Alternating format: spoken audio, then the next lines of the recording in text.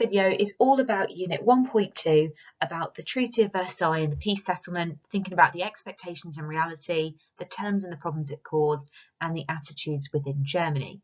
Now, this is going to be quite a short video as this is quite a small subsection that you need to know about.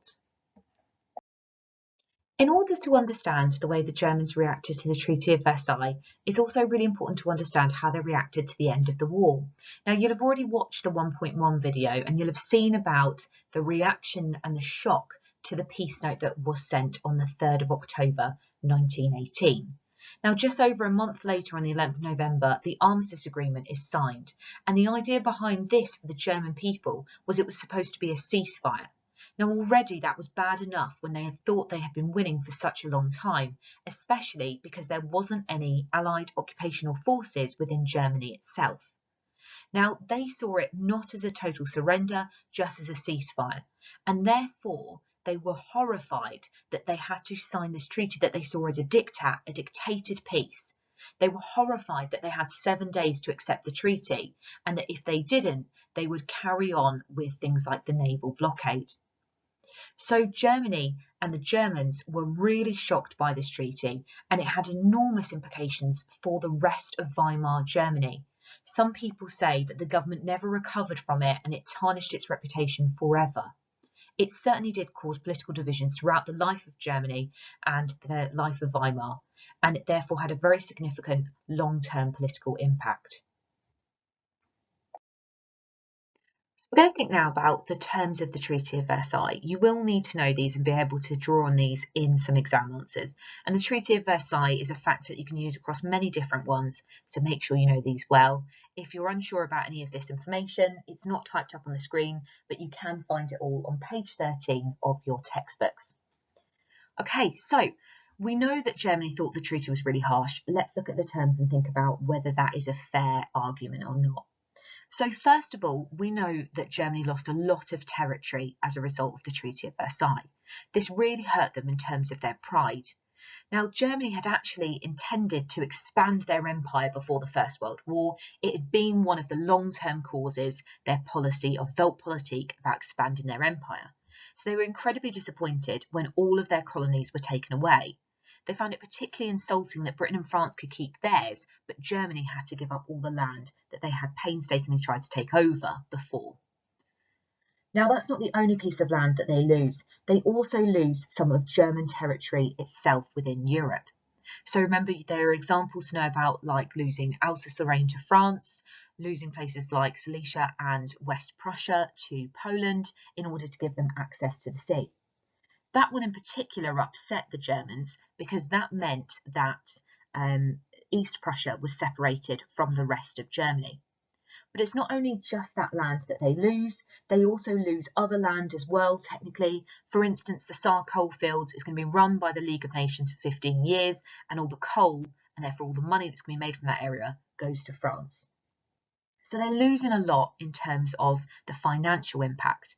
If we look at the statistics that we've got on the screen there, Germany lost 75% of its iron ore and 15% of its arable farmable land.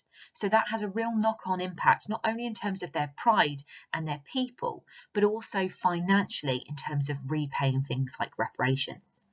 So in terms of territory, overall, they lost about 13% of their land. So it had an enormous impact on them, and it felt incredibly unfair at a time when other nations were getting self-determination. Losing West Prussia and separating East Prussia in particular was a real source of bitterness for the Germans. Now, it wasn't just territory that they also lost a lot of their military through the disarmament of Germany. Now remember, they wanted to try and disarm Germany from the Treaty of Versailles because they had felt so threatened by Germany's increasing military that it had before the First World War. Before World War I, the German army got to 8.2 million. That was 2.2 million full-time soldiers and 6 million reservists that had been trained. Now, this has actually been one of the long-term causes of the First World War, because as Germany built up its army, it started an arms race with other nations who also felt that they needed to, because they were sceptical about what Germany was actually preparing for. So disarmament is something that really upset them because they really cared about their military. Now, their military was reduced to 100,000 men in their army, 15,000 men in their navy, 6 battleships, no planes, no tanks. Now, for a country that really cared about its military, this was a bitter shock, but it also meant that there was going to be high unemployment as a result of those soldiers returning home from the war. And obviously, it leads to the cat putsch when they try and demilitarise certain units. Losing their military wasn't just about unemployment, though. It was also about the lack of security they felt.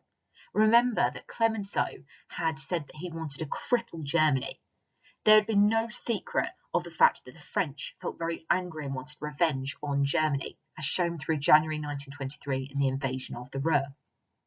So the Germans perhaps were right to feel quite threatened by the fact that their army could no longer match the other forces in Europe. It's no surprise, though, that the French did this, because the French had been so badly destroyed by the First World War. They'd lost 1.4 million soldiers and 300,000 civilians. But as well as losing all of that, they also lost things like their own industrial potential through losing things like 23,000 factories. So as a result of that, they wanted Germany demilitarised, and they wanted areas like the Rhineland to be free of any kind of German forces.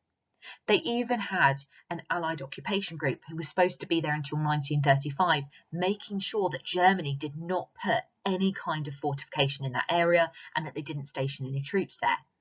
Now, that ends up ending slightly earlier in 1930 as a result of the Young Plan, but still there are Allied forces there all the way up until 1930, which shows us the severity of that disarmament clause. As well as disarmament, there was also things like the war guilt and reparations, which you should always talk about together because they're so strongly linked. Now, as part of the Treaty of Versailles, they had to sign Clause 231, which said that Germany was solely to blame for the First World War. Now, if we think about this through German eyes, they found this particularly humiliating because, first of all, 2 million soldiers had died that were German. Not only that, but also Germany was the 4th nation to get involved in the First World War. Before they'd got involved, Russia, Austria and Serbia had got involved before them. So they thought it was incredibly unfair that they were accepting sole responsibility for a war they didn't feel that they'd started. They believed they'd been encircled by the the treaties and alliances between other nations. So, for instance, they found the Triple Entente a real threat, and that was an alliance between Britain, France and Russia that was signed in 1907. As a result of war guilt, because they were solely responsible according to this, they then had to pay for the damage done during the war. Now, they couldn't decide this when the Treaty of Versailles was first signed in June 1919. They didn't decide on the amount until 1921. But not only did they have to pay the £6.6 billion or 132 billion gold marks, they also had their ability to pay basically really harmed. So they weren't supposed to pay in German marks itself. They were supposed to pay in gold or goods or raw materials. But the Allies made it even harder to pay, with taking away things like much of their merchant shipping fleet and also things like their railway locomotives and rolling stock, basically the things that help carry all the goods to other places. So they thought that that was incredibly unfair, that they were having to pay all of these reparations, but their ability to pay was taken away from them. Also, things like the Saarland and all of that coal going to France for 15 years, that had an impact on them too. So overall, they thought it was incredibly unfair. There are some other terms of the treaty as well, some kind of more broad terms. For instance, they weren't allowed to unite with Austria, and also the Kaiser and other Germans were supposed to be put on trial for war crimes. That never ended up happening because the Dutch refused to hand him over, but it could have done. Overall, though, we can get a real sense that the Treaty of Versailles was very much about punishing Germany, and none of the big 3 allies were very happy with the treaty, but Clemenceau was arguably the most happy, representing France, because it was a harsh treaty that they wanted. So that's what you need to know about the terms of the Treaty of Versailles. Knowing the terms of the treaty is really important, but even more so is knowing the German reaction to the Treaty of Versailles. Now, over the next few slides, I'm going to talk to you about it in detail, but just to give you a little bit of an overview to the reaction of the Treaty of Versailles, it was greeted with horror and disbelief. People talk about this being the first dark shadow that the Weimar Republic really had to deal with, and people really felt that the government had betrayed them by signing this. Now, in actual fact, the reality was the German government didn't have a choice. The first German government, led by Scheidemann, actually refused to sign this and collapsed over this issue. The second government realised that they had nothing else to do apart from signing it, even though they didn't agree with the terms. Now, why the Germans struggled to accept it is largely down to the fact that they had been told that they were winning the war. They had expected that they were going to win, and it's only when the peace note is sent on the 3rd of October that they understand the reality of the situation. The military leaders had kept it secret from the rest of the population. And despite the blockade, despite the fact that 400,000 Germans had died from starvation and illnesses linked to malnutrition, the support for the war effort was still very strong. So now we're going to look at the German objections to the treaty and whether they were actually fair and realistic or not. Okay, let's have a little look at it. The first objection to the Treaty of Versailles is that Wilson's 14 points that had been published in January 1918, before the end of the war, they had stressed the importance of national self-determination, basically the right to be able to rule themselves. But they said that this right was denied to many Germans. Millions of people who considered themselves German, who spoke German, were now living in non-German states such as Czechoslovakia and Poland. East Prussia was also now separated from the rest of Germany, and this was a major source of resentment. Now let's think about how fair that objection was. Now, arguably, there are a lot of people that have been upset by this, and we can understand their thinking. However, Wilson's 14 points had made it clear that places like Alsace-Lorraine would be returned to France, and he had made it clear that there would be a new state of Poland that would have access to the sea. So it's therefore unrealistic that Germany wouldn't have to disarm and hand over a significant amount of their land, including Alsace-Lorraine and places like West Prussia. We've also got to remember that Germany did intend to annex territory from its enemies, and therefore there are some people that argue they shouldn't complain that this happened to them. Think about what your own views are on this, but either way, whether you agree or disagree with their objection to the Treaty of Versailles, you need to know that they felt this was completely unfair in terms of self-determination. The second main objection to the Treaty of Versailles was that the War Guilt Clause, Clause 231, was seen as an unjust national humiliation, since the Germans believed that they had been forced into a war due to the Allies encircling them.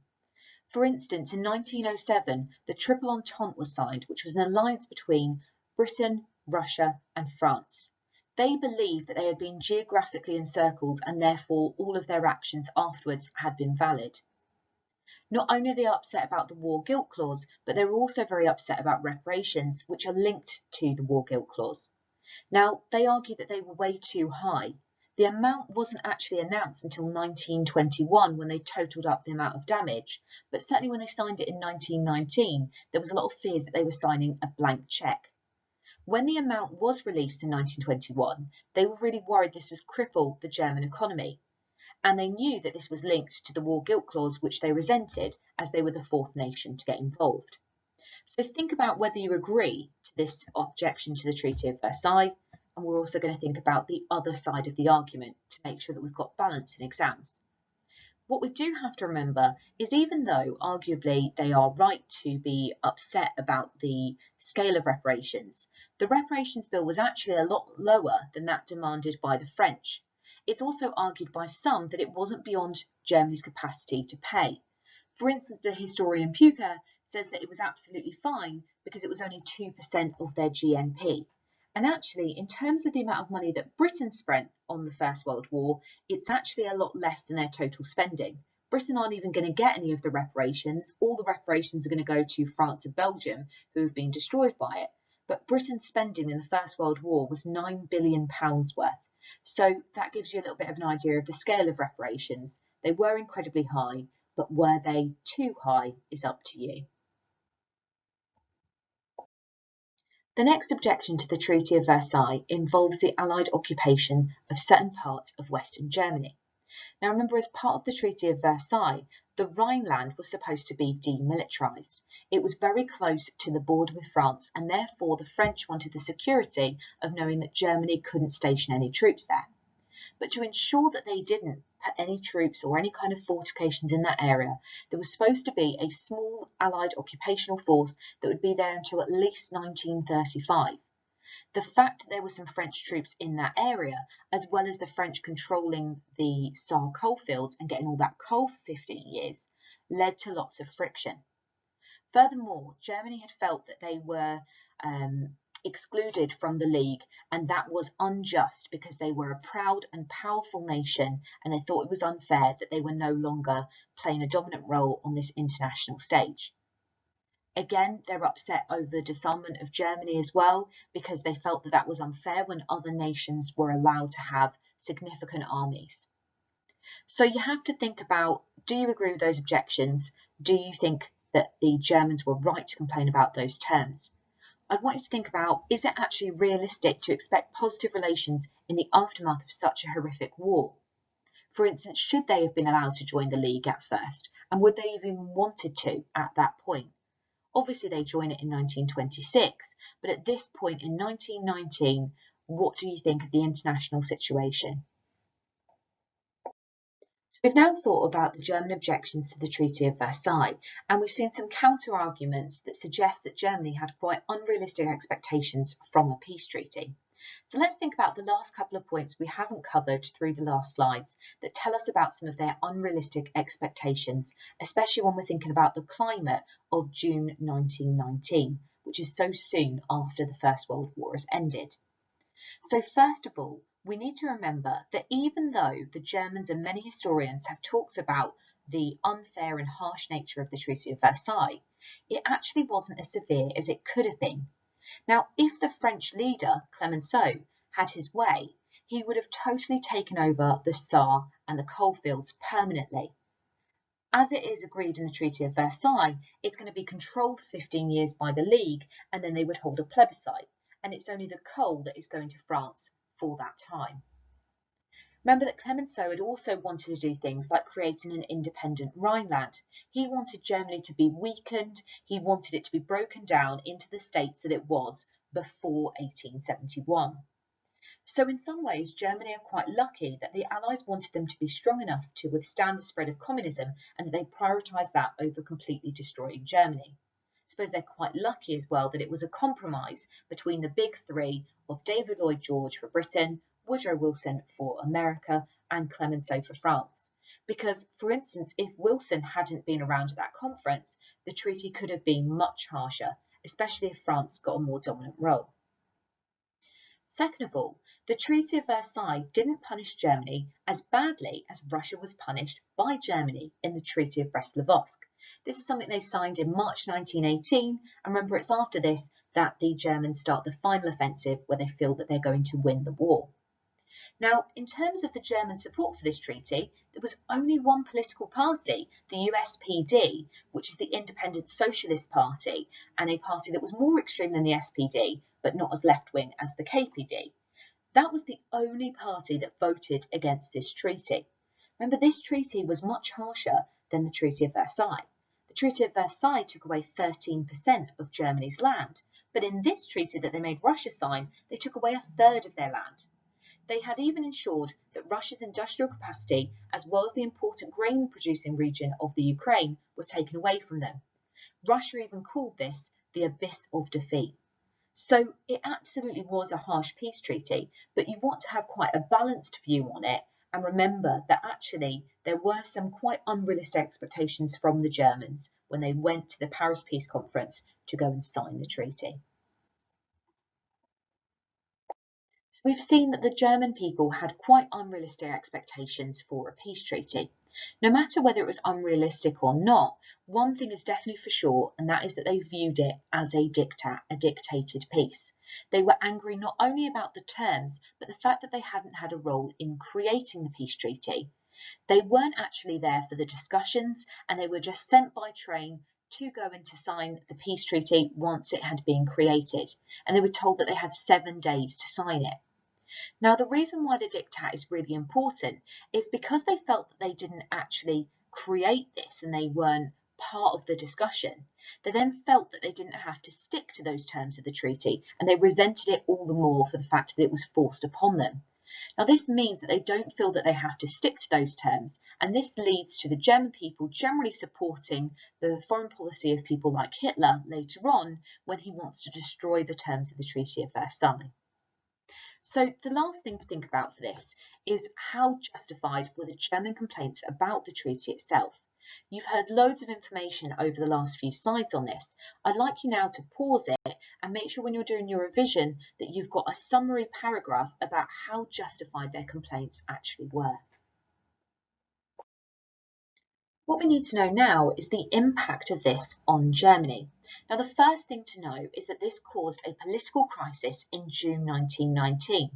As one German lawyer described it, this was the first dark shadow that Weimar had to deal with.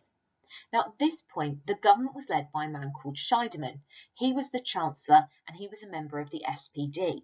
You might remember him from earlier, from announcing the Weimar Republic even before the Kaiser had abdicated. Now, Scheidemann really didn't want to sign these terms of the treaty.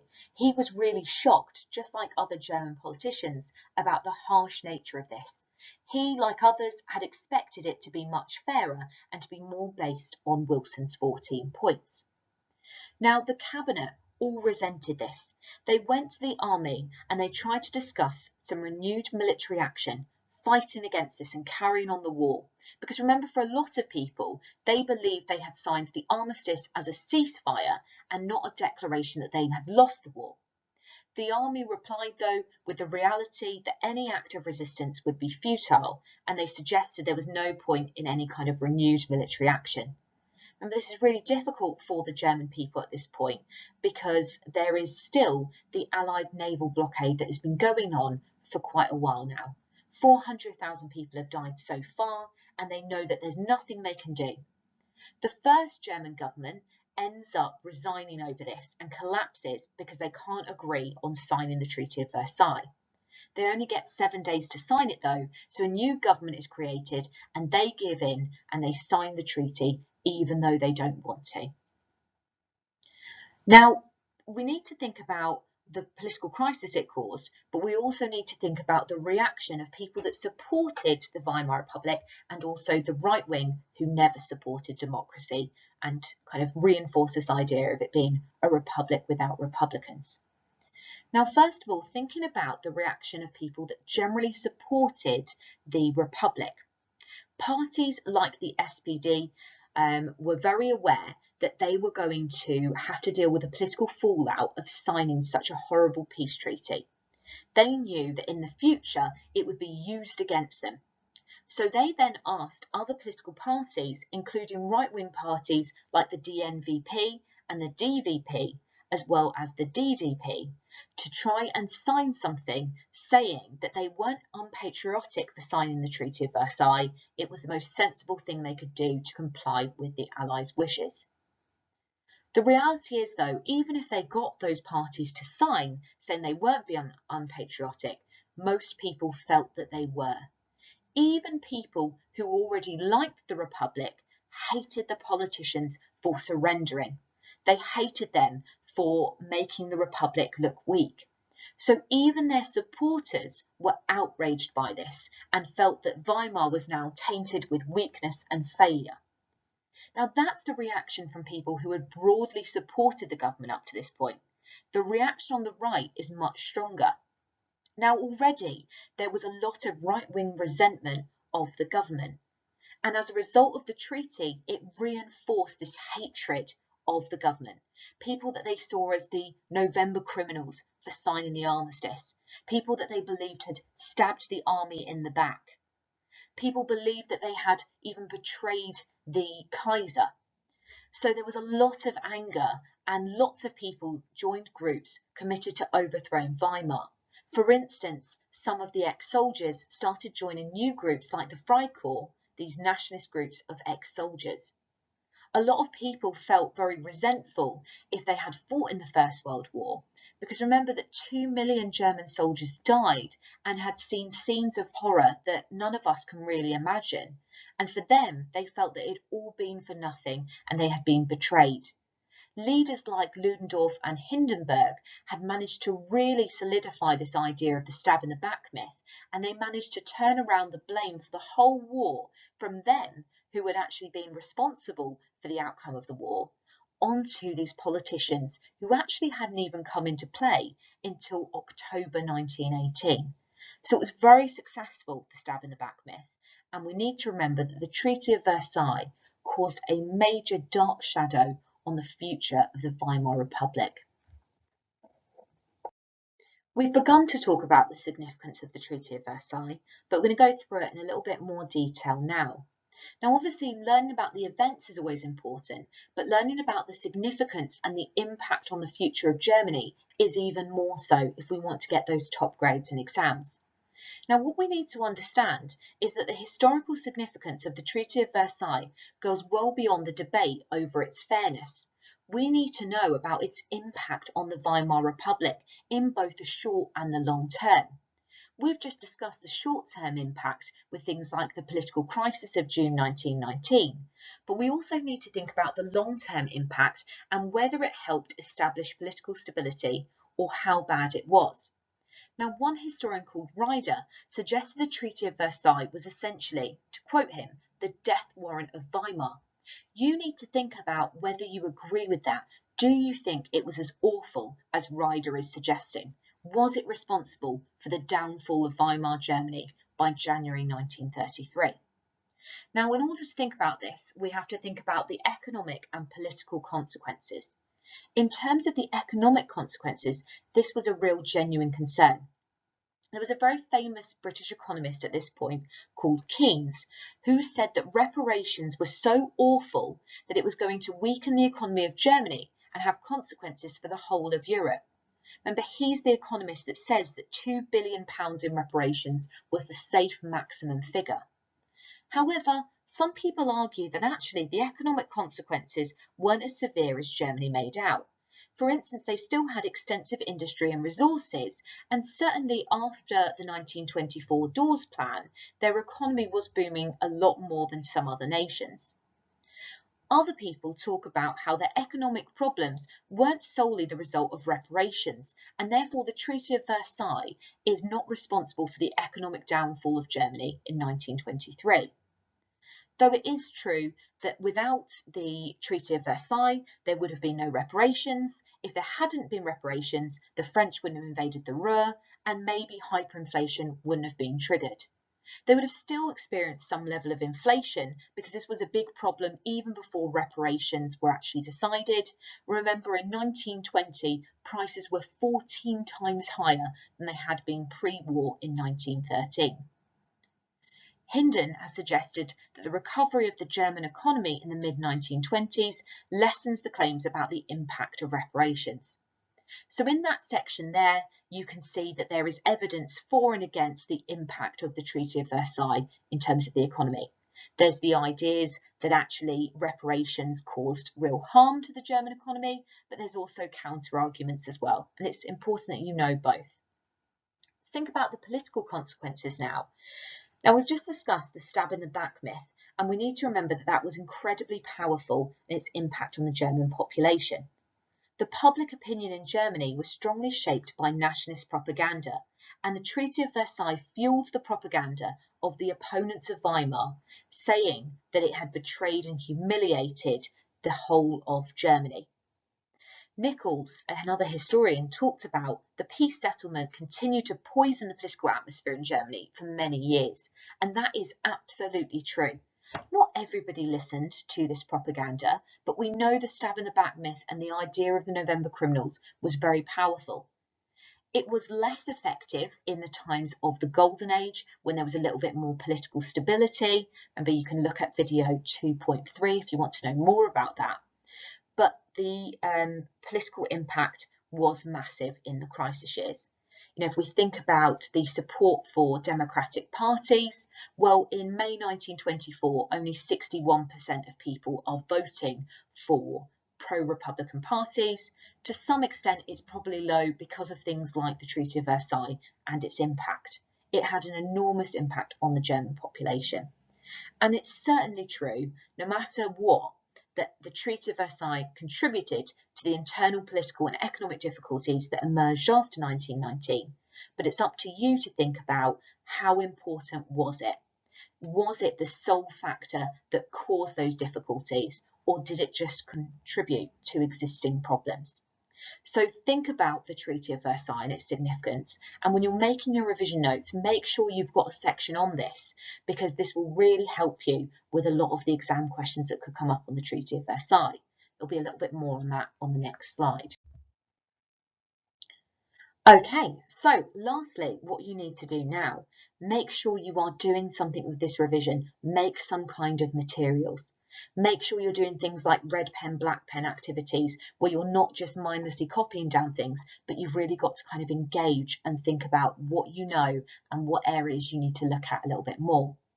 And then please, please, please do at least plan out an exam question, even if you're not going to write one out in full.